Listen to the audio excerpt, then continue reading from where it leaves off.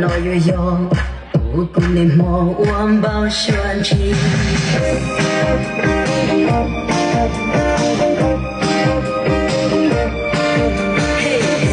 我要渡过沙洲，价格又还有到感情，高雄自古农路上，上海偏偏古那路高，三年少不过就不输掉。Oh my darling， 古路高 ，Oh my darling， 古路高 ，Oh my darling， 古路高，上海的古路有一高山。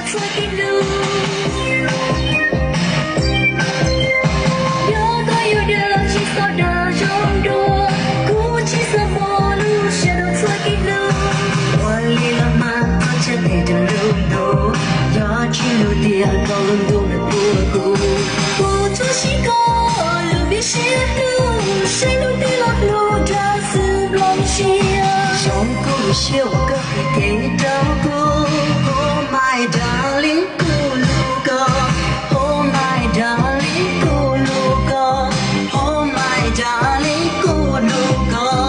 我照顾他些有度，需要后来到做一路。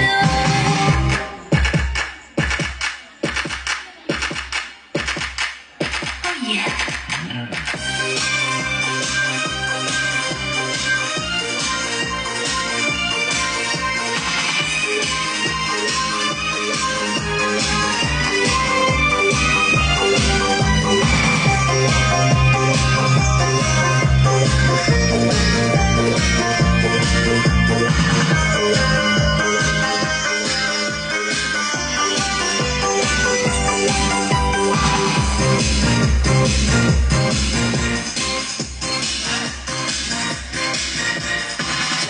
有的他去走大有多，估计什么路线都走给路。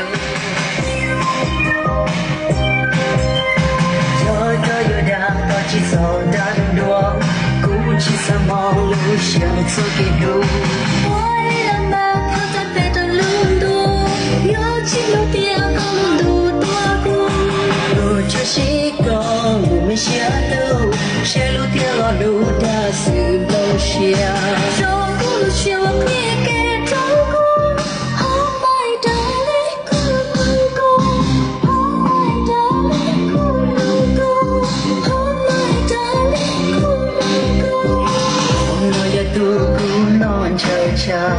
他根本老有的跟着你啊，恋爱期待我也有告诉，老不找好高了风的啊，多苦才得我不不高了风的啊 ，Oh my darling， 咕噜哥 ，Oh my darling， 咕噜哥 ，Oh my darling， 咕噜哥。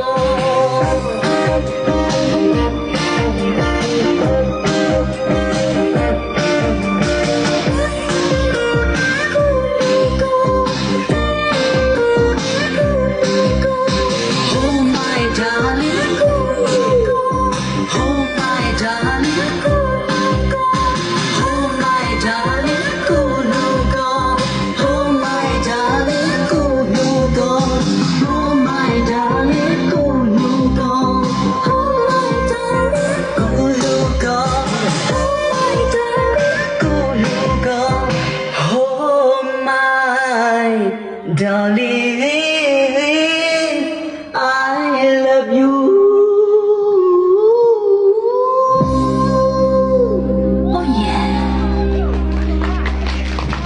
不是个个一生的这个定价，不是来讨什么的那种今天不到呀，我说那。